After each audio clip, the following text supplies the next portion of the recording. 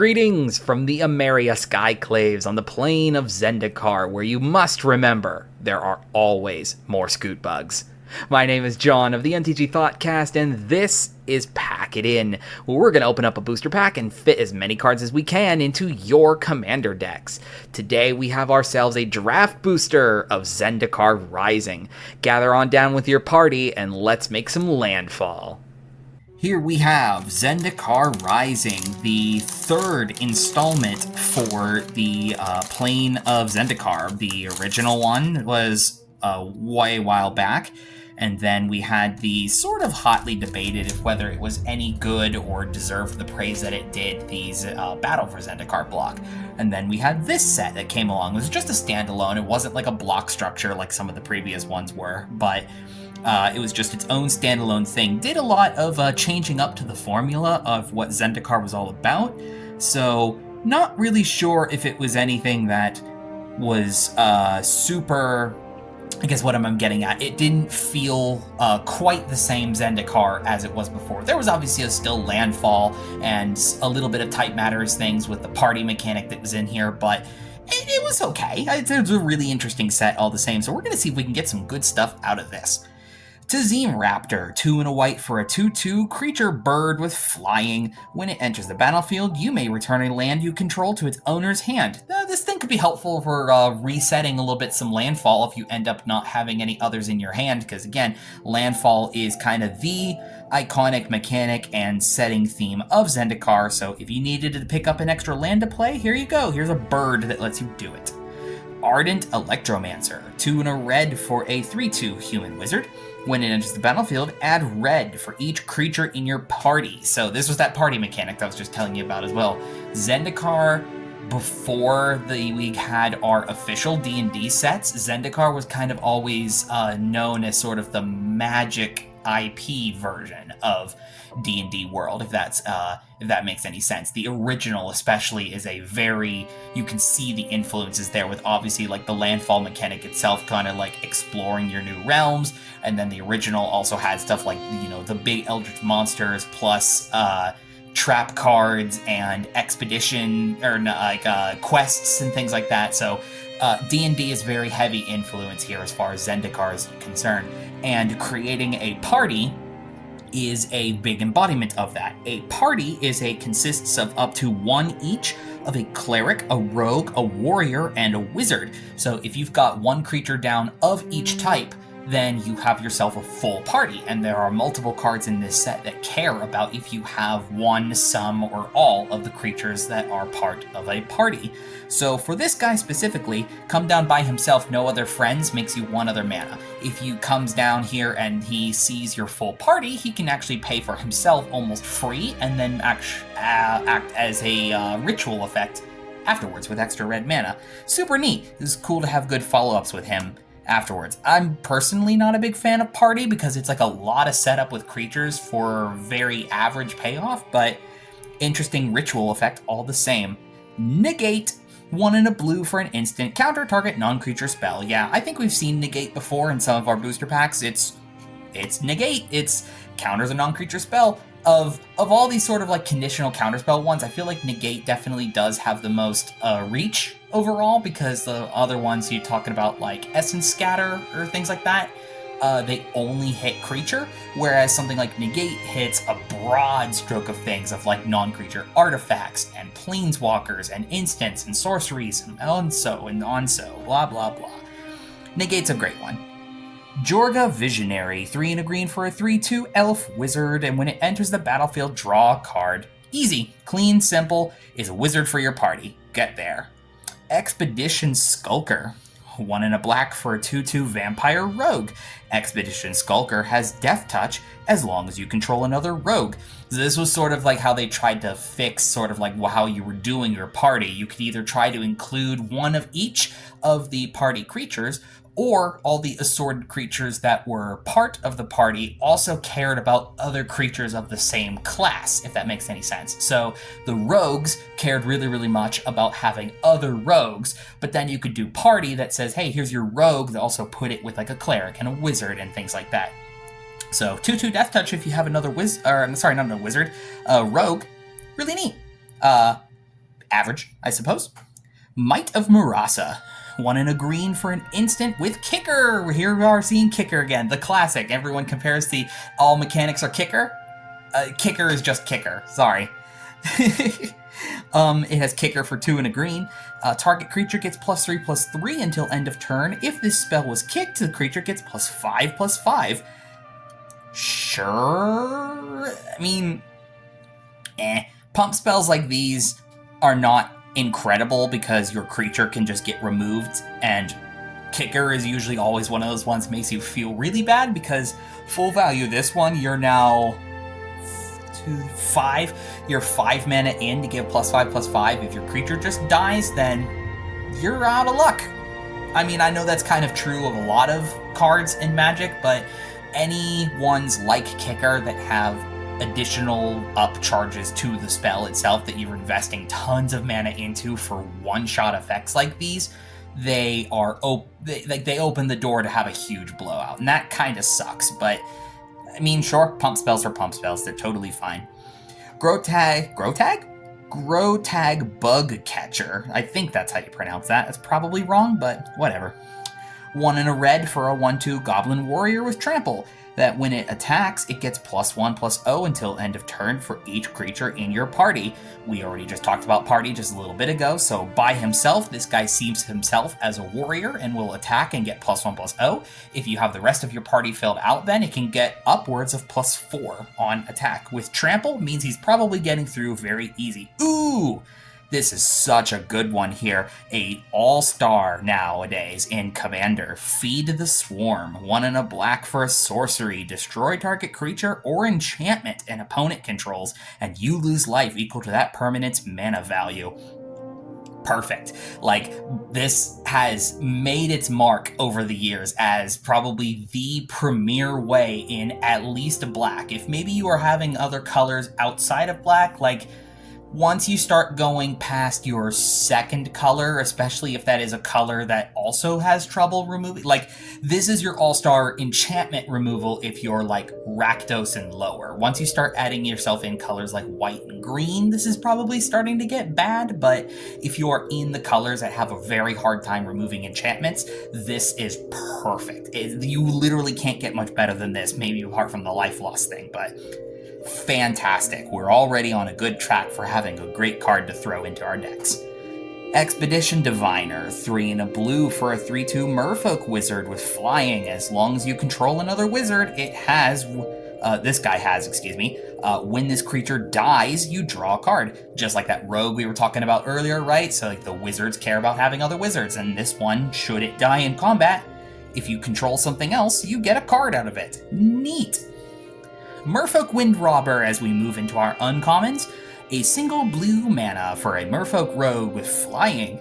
When it deals combat damage to a player, that player mills a card, and you can sacrifice it to draw a card.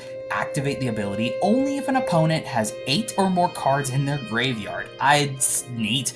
Yeah, the rogues, the rogue part of the party creatures that from this set, rogues cared very heavily about mill. And especially if the opponent, or one of your opponents at least anyway, talking about her commander, if they had 8 or more cards in their library, or in their graveyard, which is encouraged by doing the mill that the rogues can do, and you just compound all these effects against each other. Super cool. I don't know if this is great for multiplayer, but just being able to, once somebody has enough cards in their bin, just trade this guy in for a card, really neat. Ravager's Mace. 1 black and a red for an artifact equipment. It equips for 2 black and a red. When it enters the battlefield, attach it to target creature you control. We love free equips. These are super cool designs. We love seeing these. Equipped creature gets +1/+0 for each creature in your party and has menace. Yeah, so again, unfortunately, this guy does this being an equipment guy. I don't know why I said guy. This just being an equipment, you certainly want to already have a creature down in play when you play this, and specifically, you're going to want something down in play that is within the parameter of party. This is kind of bad otherwise if you don't or if you're not equipping onto this, but you're in these colors that are strong for warriors. Warriors typically always fall, the heaviest ones anyway, within the Mardu color color frame, excuse me. I'm stumbling over my words. So you should at least have a warrior down. Wizards can also sometimes be in red as well. We saw that ritual one earlier in this pack, so you could potentially be doing this with wizards or warriors, or rogues were also black as well. Super neat. Now, here's a very interesting card. Silundi Vision. 2 and a blue for an instant. Look at the top 6 cards of your library. You may reveal an instant or sorcery card from among them and put it into your hand. Put the rest on the bottom of your library in a random order. That's not super exciting in and of itself. What's exciting about this card, though, is that, and this is actually the introduction of these as well, modal double face cards. This can be an instant on its front side, or it can be Silundi Isle on its back side. A land that enters the battlefield tapped and taps for blue. These are super cool. So here's the thing for me. Like, I've gone on record saying this before. Modal double face and just double face cards in general, I'm not a huge fan of their design. Double face cards play bad for casual and especially in tabletop. Arena and like digital clients and things like that, fine, because the client can keep track of it for you. But in paper, even if you're doing things with like sleeves or your key, like you either have to be using reminder cards in your sleeves and keep your double faces off to the side, or you're doing no sleeves at all and you're using reminder cards in your deck, or you're actually sleeving the double ones and then you have to pop them out of the sleeve and trip them around. Like, it's way more work for a little extra bit of usefulness, right? To anybody who loves double face cards, fantastic. I'm proud for you. And I don't hate them either. Like they play really, really well. It's just for practical tabletop play, they kind of suck. I'll be honest, right? However, I just spotted our mythic in the back there. The capability of having utility across the course of the game. This is the other end of the spectrum of that. I don't like double face cards, but I love cards that offer utility. So it's like, where do you fall on that spectrum, I suppose? But this is really neat. I actually do play one of these in my mono blue draw cards deck with a Lear, Disciple of the Drowned, just for the sake of having an extra spell that I could also have be a land if need be. We've got ourselves a really cool looking mythic here, a Forsaken Monument. 5 colorless mana for a legendary artifact. This is going to be a very interesting one to be talking about right now, as we have been post-release of Modern Horizons 3 with its heavy Eldrazi theme. Colorless creatures you control get +2/+2.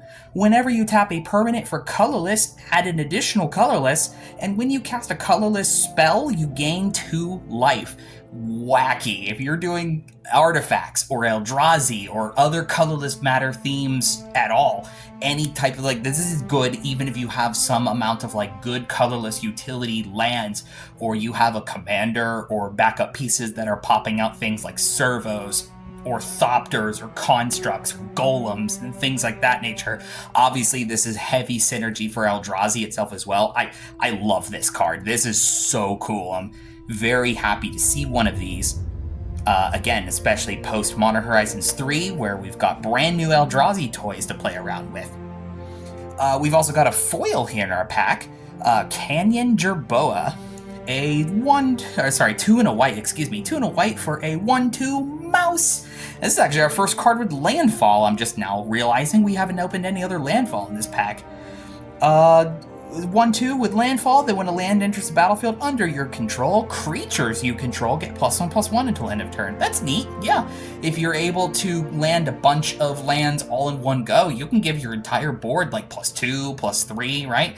It doesn't care how those lands came into play. Landfall has always been super with the fetch lands of any capacity, Evolving Wilds and upward, because that land goes and gets you another land. That's a second landfall trigger right there. So even little unassuming things like this can start getting out of hand very fast if you don't pay attention. And we have ourselves a nice full art plains and a double face reminder card. From our pack here, this has actually been quite a very good draft booster, all things considered. Like, we've had less luck on set boosters than we've had in booster packs like these. Pretty obviously, Forsaken Monument would easily slot ourselves into any Colorless Matters deck, as talked about earlier. Outside of that, then, though, Feed the Swarm is absolutely perfect as removal for any deck, especially if you are just mono black. If you are mono black or Rakdos, or you also just want to play as much removal as possible in something maybe like an Orzhov shell. Basically, if you're in black and a color and not already playing better forms of specifically enchantment removal, I mean, it's cool that it hits creatures as well, but, like, let's be honest, have we actually ever really blown up real creatures with Feed the Swarm? But it's a fantastic piece. We love having that one here all the same. I've gone on my rant about modal double face cards, right? Like, they clearly are very useful and important for being able to have flexibility over the game of whether you just need it for a land on the spot or the actual function of the front half of the card. Those are all really good pieces to have, and I'd say probably we could even consider the Canyon Jerboa here as well. Like I said, if you are especially, let's say, green and white, and you're doing like a tokens thing. I know we made the joke of Scoot Swarm at the beginning of the show, but if you're doing like a green-white tokens kind of thing, and then like I said, you do any amount of like a fetch land or a ramp spell that gets you 2+ lands at a go, this is now a landfall trigger that is giving your entire team +0/+1 for each of those lands as they come into play. And then not even also considering as well, sometimes you can create like land token things, like all the cards that can create you forest dryad creature tokens. Those are lands as well as they come into play. So super neat. Those are really cool cards all the same. And that brings us then to the end of this episode for Pack It In. I hope you've enjoyed, and I really do enjoy doing these pack videos. Thank you so much to everybody who has been watching them and enjoying these. I'll be picking up a brand new batch of packs here very soon for your enjoyment. Thank you very much for watching, and I'll see you again next time on Pack It In.